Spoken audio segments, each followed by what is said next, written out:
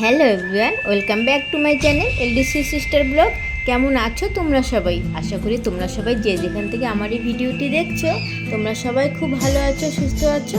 আমিও কিন্তু খুব ভালো আছি।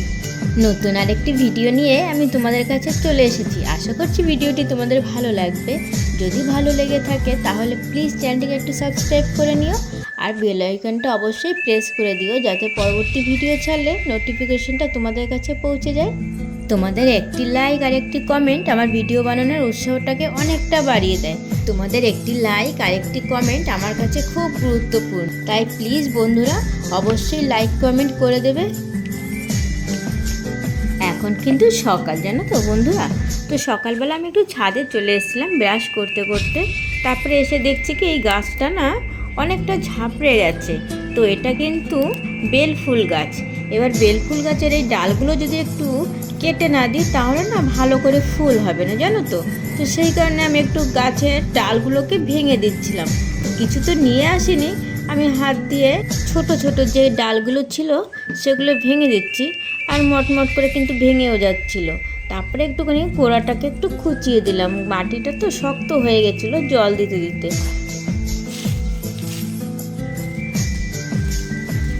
আর এই দেখো এই ডালগুলোই কিন্তু আমি ভেঙেছিলাম। তো সবকটা ডালই মোটামুটি ভেঙে দিয়েছি, যেগুলো ভেঙে দেওয়ার দরকার ছিল। আর এই দেখো এই পাতাগুলো আমি ফেলবো না, একটা ট্রে আছে তার ভিতরেই রেখে দেবো। আর এটাই কিন্তু আবার শুকিয়ে গিয়ে পচে গিয়ে সারের কাজ করবে, জানো তো। আমার খুব একটা বেশি সকালবেলা না আসা হয় না, এখন যেহেতু শীতকাল ঘুম থেকে উঠতে আমার অনেকটাই লেট হয়ে যায়। তো তারপরে ওঠার পরে কিন্তু ঘরে অনেক কাজ থাকে, সেই কাজগুলো করব না ছাদে আসবো। তো ছাদে কিন্তু আমার বেশি একটা আসা হয় না। সকালবেলা গাছে আমার হাজব্যান্ডই জলগুলো দেয়, আর তার কাজ হলো জলই দেবে, সে কিন্তু আর এক্সট্রা কোনো দ্বিতীয় কাজ করবে না। এই একটু মাটিটাকে খুঁড়ে দিতে হয়, এই কাজগুলো কিন্তু করে না। তো যেহেতু আজকে সকালবেলা এসেছি আর জল দিতে এসে দেখছি মাটিগুলো একটু চাক বেঁধে আছে, তার জন্য সেই মাটিগুলোকে একটু খুঁচিয়ে মাটিগুলোকে একটু আলগা করে দিই। এটা একটা জবা গাছ, জানো তো। আর দেখো এই প্লাস্টিকের বালতিটার ভিতরে দিয়েছিলাম, যেহেতু রোদ জল বৃষ্টি খেয়েছে তো বালতিটা কিন্তু নষ্ট হয়ে গেছে, ভেঙে গেছে। এবার কিন্তু এই বালতিটাকে আমার চেঞ্জ করতে হবে।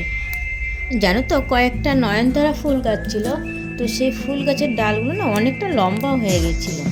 আর এই গাছটাতে না ভালো করে কিন্তু ফুলগুলোও হতো না, ফুলের পরিমাণ কিন্তু কম হতো। আর সেই কারণে আমি করছি কি ডালগুলোকে ভেঙে দিচ্ছি, যে ডালগুলো লম্বা লম্বা বেরিয়ে গেছে ওই ডালগুলোকে ভেঙে দিচ্ছি। গাছটাকে মোটামুটি একটু ছেটে ছোট করে দেবো। তাহলে কী হবে বলো তো, যে কোটটা বেরোবে না গাছ থেকে, সেই গাছে কিন্তু ফুলগুলো বেশি হবে আর গাছটা কিন্তু অনেকটা ঝোপালো হবে।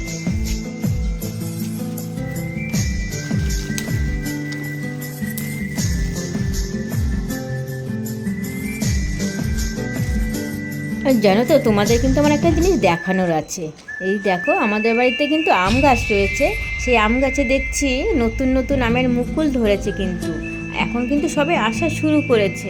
ছোট ছোট করে দেখতে পাচ্ছ তো। আর ওই দূরে দেখা যাচ্ছে না, ওটা কিন্তু আমাদের বাড়ির আম গাছ না, ওটা আমাদের পাশের বাড়ির আম গাছ। আর এইটা কিন্তু আমাদের বাড়ির আম গাছ। এই সবে মুকুল আসা শুরু করেছে, আর ওই আম গাছটা কিন্তু অনেকটা বড় বড় মুকুল হয়ে গেছে। আসলে আমাদের গাছে না একটু দেরি করে মুকুলগুলো আসে, আর একটু দেরি করেই আমগুলো পাকে। আর ওই গাছটাতে না অনেক তাড়াতাড়ি আম চলে আসে, আর খুব তাড়াতাড়ি কিন্তু আমগুলো শেষ হয়ে যায়। তো আমার আজকে চোখে পড়লো, আমি এই কদিন কিন্তু খেয়াল করিনি। দেখো সবে কিন্তু এই মুকুলগুলো আসা শুরু করে দিয়েছে। সত্যি বলতে এ কদিন আমি খেয়ালই করিনি, আজকেই আমার চোখ পড়লো। আর দেখছি অনেকগুলো কিন্তু মুকুল চলে এসছে। তো আমি দেখছিলাম ঘুরে ঘুরে কোন কোন ডালে মুকুল এসছে। তো সবে সবে তো আসা শুরু করেছে, তো গাছে তো মুকুল ভরে যাবে, তোমাদের কিন্তু তখনও দেখাবো। আর খুব সুন্দর লাগে, জানো তো গাছে যখন মুকুলগুলো চলে আসে না প্রত্যেকটা ডালের মাথায় মাথায়, দারুণ লাগে কিন্তু দেখতে। আর জানো তো যখন আমগুলো হবে না গাছের ডালগুলো এতটাই নিচের দিকে নেমে যায় না, যেন অনেক সময় না আমাদের দড়ি দিয়ে না গাছের ডালগুলোকে একটু উঁচু করে বেঁধেও দিতে হয়। দেখেছো তো ছাদে এলে কিন্তু আমার এতটাই দেরি হয়ে যায়। তো এখন আমাকে কিন্তু ঘরে যেতে হবে, অনেক কাজ পড়ে রয়েছে। অনেকটাই তো লেট হয়ে গেছিলো, তারপরে কিন্তু সকালে টিফিনটা আমরা করে নিয়েছি। আমার কিন্তু রান্না প্রায় অনেকটা হয়েও গেছে, জানো তো। আর এই মাছটা না বোন কিনছিল, তো বোন ডাকলো যে দেখে যে একটু মাছটা ভালো আছে কি না। তো আমি এলাম, একটু হলাম ভিডিওটা করি। মাছটা কিন্তু ভালো ছিল। আমাদের বেশি একটা বাড়িতে মাছ রাখা হয় না, জানো তো, বাজার থেকেই বেশি একটা আনা হয়। বোনও বাজার থেকে আনে, তো অনেক সময় বাড়িতেও ভালো মাছ নিয়ে আসে, তো তখন মাছটাকে রাখা কিন্তু হয়।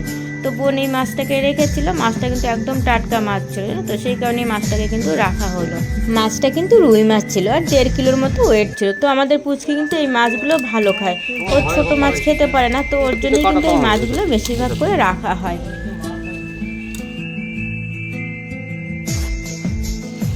মাছ কাটা কিন্তু কমপ্লিট হয়ে গেল, বোন কিন্তু মাছ নিয়ে চলে গেল। আর এবার আমরা দুপুরবেলা রান্নাটা করব।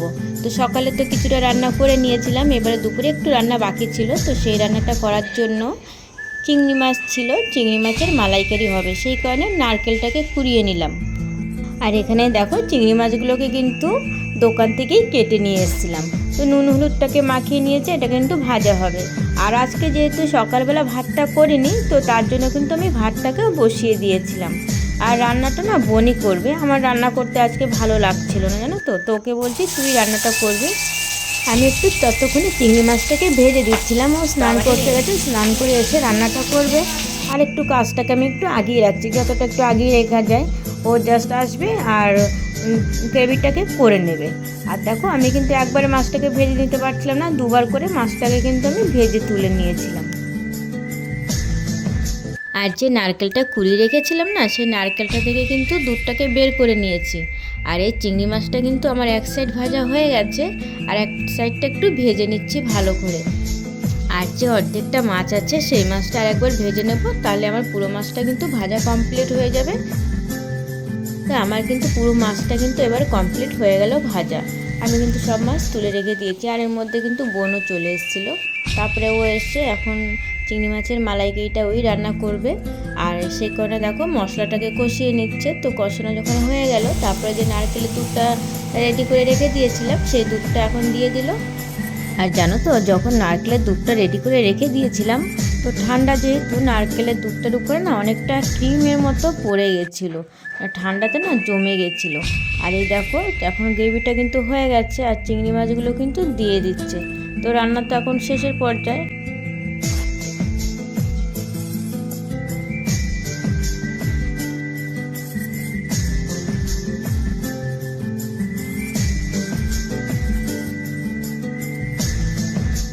দেখো চিংড়ি মাছের মালাইকারিটা কিন্তু প্রায় হয়ে গেছে, শেষের পর্যায়ে। এবার কিন্তু একটু গরম মশলা দিতে হবে, তো তার জন্য একটু হালকা করে আমি একটু করে গরম মশলা ভেজে নিচ্ছি। তারপরে এটাকে ছিলে একটুখানি গুঁড়ো করে গ্রেভিটার উপরে দিয়ে দেবো, তারপরে কিন্তু রান্না আমাদের কমপ্লিট।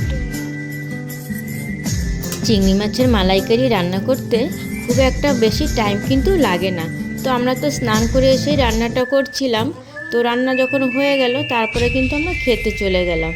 আর আমাদের আজকে দুপুরবেলা লাঞ্চে ছিল চিংড়ি মাছের মালাইকারি, শাক ভাজা ছিল, মাছ ভাজা ছিল আর ডাল ছিল।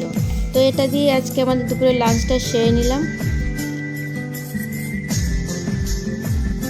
ভিডিওটা তোমাদের কেমন লাগলো অবশ্যই জানাবে, যদি ভালো লেগে থাকে তাহলে প্লিজ চ্যানেলটিকে সাবস্ক্রাইব করে নেবে। আর ভিডিওটা এখানেই শেষ করলাম, তোমরা সবাই ভালো থেকো, সুস্থ থেকো। তো আজকের মতো সবাইকে টাটা।